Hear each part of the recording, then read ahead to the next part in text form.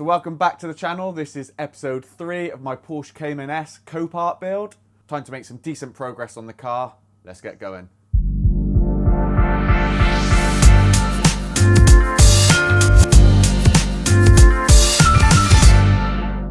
So I bought this Porsche Cayman S from Copart with front end damage and interior airbag detonation. In the previous videos, I've already removed the front end, sourced new bodywork and stripped the inside. Let's hope the rest of the repair continues to go smoothly. Right, so first job of the day is going to be replacing these climate control buttons. Seems to be quite a common issue with these just deteriorating. I don't know if it's the oils on our skin or UV. The genuine buttons I think were about £60, something like that, or maybe even more, I can't quite remember. Ended up buying pretty much identical ones from AliExpress, a Chinese site. And these I think were like £7.50.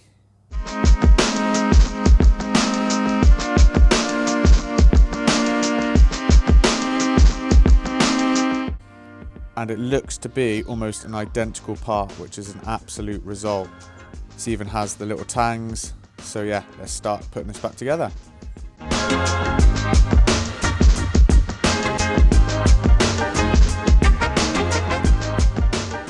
Just realised pretty much all you can see in that time lapse is the back of my head.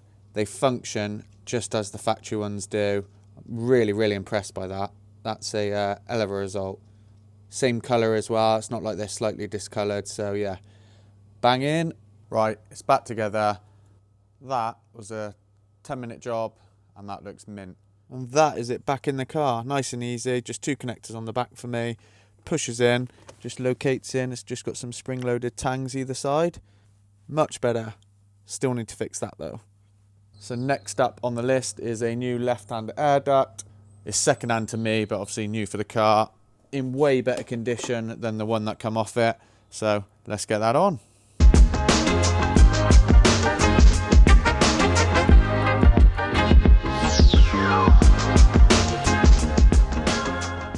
I also have a replacement crash sensor to go on this for this side.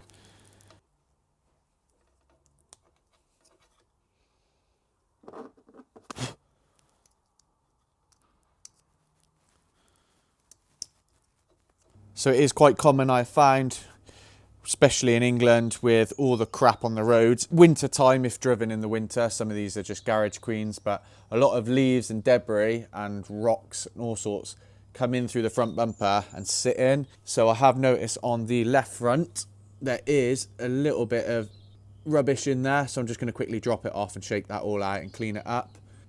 And so there's bits in the top as well, so it's just old straw, leaves, and it looks like the remains of a dead bird.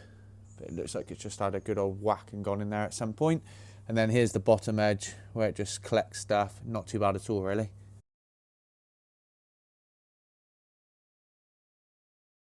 And amazing news, we have the bumper back from the body shop. Just got to put the infills back in and the fog lights on the lower piece, but it's looking good.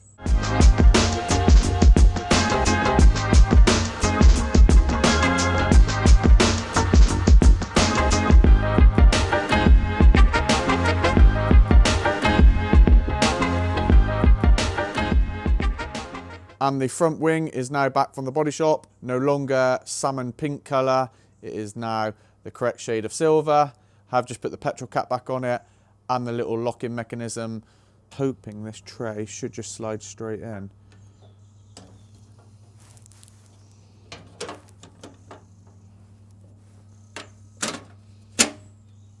Yes.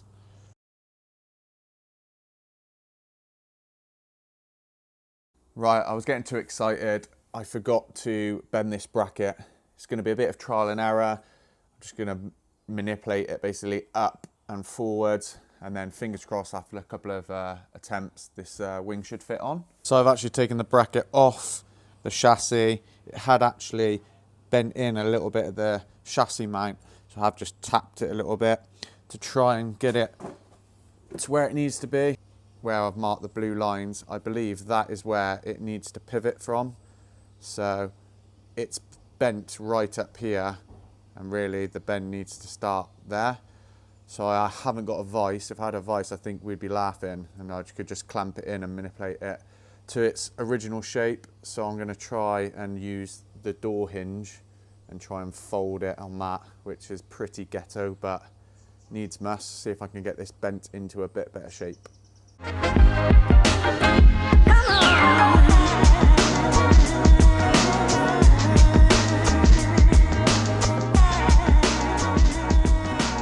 And I'm actually really happy with that.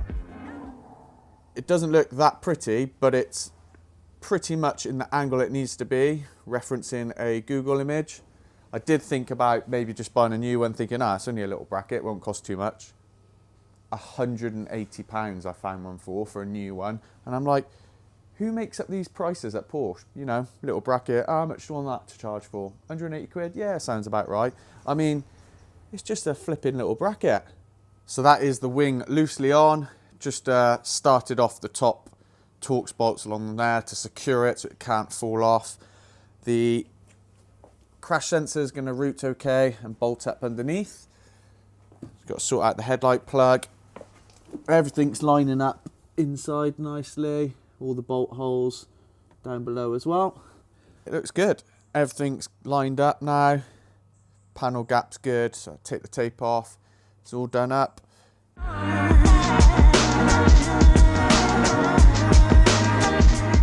didn't actually adjust the headlight right, so this wasn't sitting correctly. I've just now raised it up, and the replacement headlight is a lot clearer in the lens than the left-hand one, so I'm definitely going to have to do a little refurb on the plastic of that one.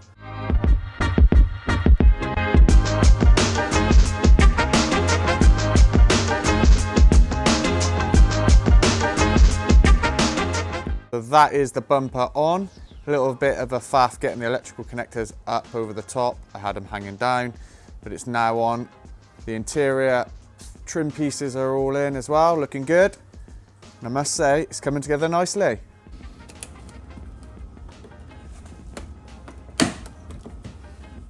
I now have a new steering wheel airbag harness.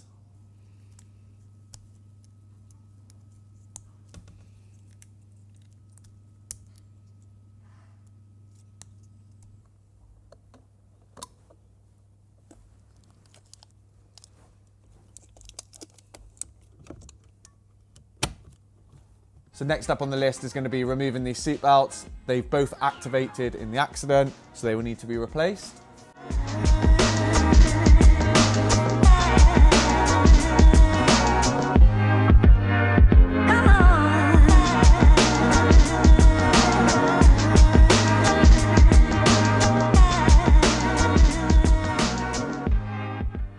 So that actually was pretty easy. A couple of screws and bolts off, and this trim piece here. I have removed the door sill slightly just so it gives me better access on this line. But yeah, nice and easy. Just one bolt to remove under here, and then this thing should come out.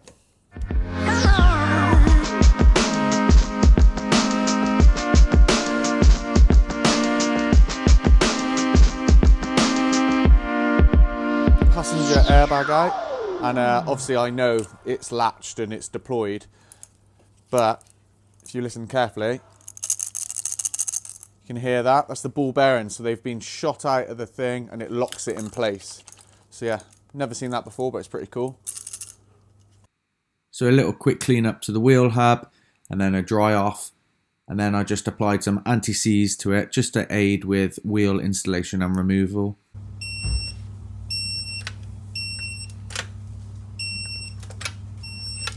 So the next job is going to be sanding these down slightly, these little bumper skirt strips that go at the front.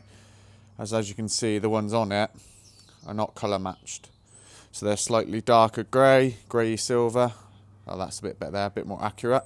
So yeah, I'm going to just give these a quick rub down with some sandpaper, nothing too crazy, and then apply a little primer onto it. And then I've got some colour matched Porsche paint and then a clear lacquer on top. So I'm definitely not going to have it looking like a factory finish. However, it should be a massive improvement of what I have right now. And fingers crossed that silver is a pretty close match.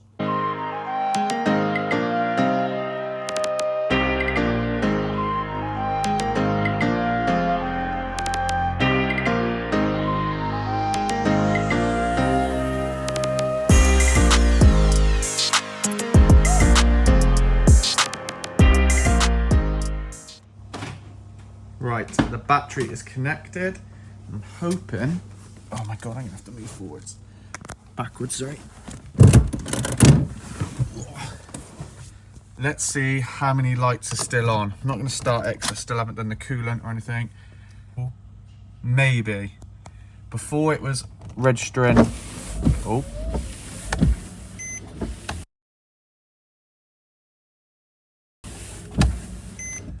Right. Still have a couple of faults on the dash. So I'm going to carry out an oil and filter change. I don't know when it was last done, how old it is, and how much is in there, as I've mentioned before.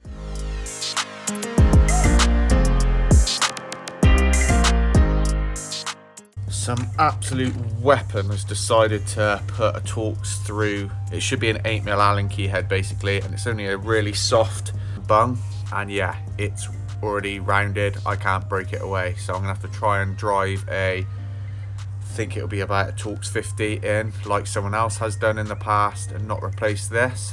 And so when I come to discover it now, I'm in a world of pain. So I'm hoping this will come off, otherwise I'm going home. There we go, that is the one that I've just taken out. And as you can see there, it has been chewed and chewed and chewed. So a bit of a hammer and driving in a Torx 50 bit did get it out.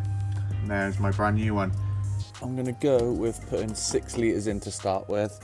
It takes quite a bit over that. However, until I get that coolant in and run it up properly, I'm gonna start there as a benchmark. Hopefully not spill any of that oil into here as well.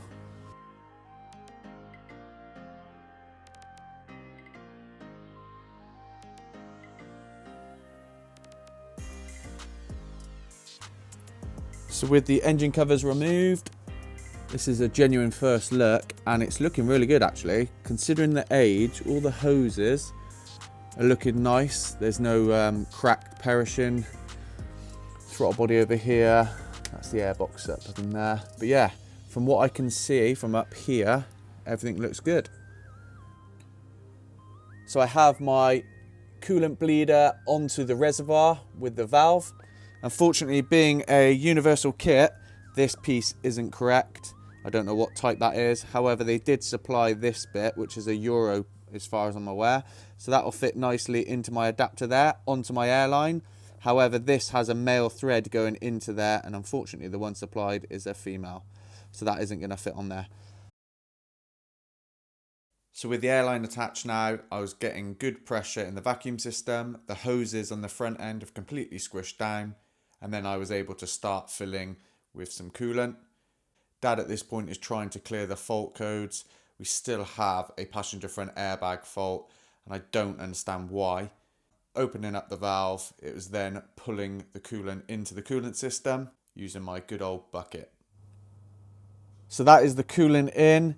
It's up to the maximum mark. Actually only used roughly 13 litres, I reckon. So I came prepared, but yeah, it hasn't taken all of the fluid. So I'm guessing there was still fluid in the left-hand front radiator, or I just haven't bled it correctly.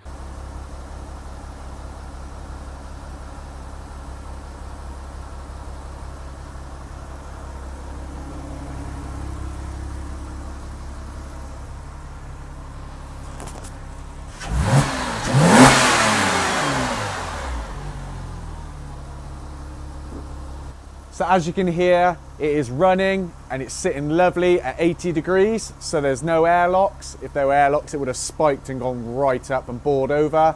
So I'm really happy with that. And it just sounds so nice on idle. Smooth as a nut, so I'm really happy with that. So I still have an existent fault for the passenger side airbag, a stage 2 ignition fault, I think it is, something like that. So I've got the glove box back down.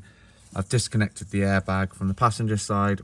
I've looked at both the connectors for each side of the airbag system. There's a part number on here actually. And funnily enough, it has a Mercedes logo on. So I'm going to do a little bit of research. So I've popped the back of the clips off, and they have a little resistance winding, copper winding at the end. If one had faulted, I'd expect to have seen the wire to have blown on the terminal, I would assume. But all the contacts look good. There's no burn marks or any heat marks, so that side's good. And Same again for that side, nice and clean terminals, no wire damage. So I've got the passenger airbag connected, but just loosely, not secured up in at this moment. I've reconnected the battery, and I'm hoping this light goes away.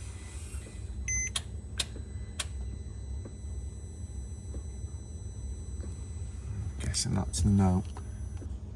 Hang on. Are we in? I think we're in business. No airbag fault. So maybe a connector was just slightly loose. I'm gonna put it back up in, turn it off, disconnect the battery again, but fingers crossed, it may have just been a loose connection. I'll take it, because I've been scratching my head all week trying to find this fault code out, what it could be, and it was just making no sense to me. I do still have the airbag light on, however, I don't have the airbag warning anymore on the dash, which I think is a good thing. So I think it might be just the case of putting a scanner on it and then clearing the code, and I think that's going to be it. I'm pretty confident. With the ignition cycled, finally we have no warning lights on this dash. Absolutely buzzing. Come on then. So yeah, confirmed it was just a loose connection over there. So easy to miss and mistake, but I am glad there are no lights on that dash. With so much done to this car, with the airbag system, the front end, wiring, and God knows what behind the dash, I am so happy that's now done. So that is going to end today's video. Thank you ever so much for watching. Smash those buttons for me, like, comment and subscribe. That'd be amazing. Catch you in the next one.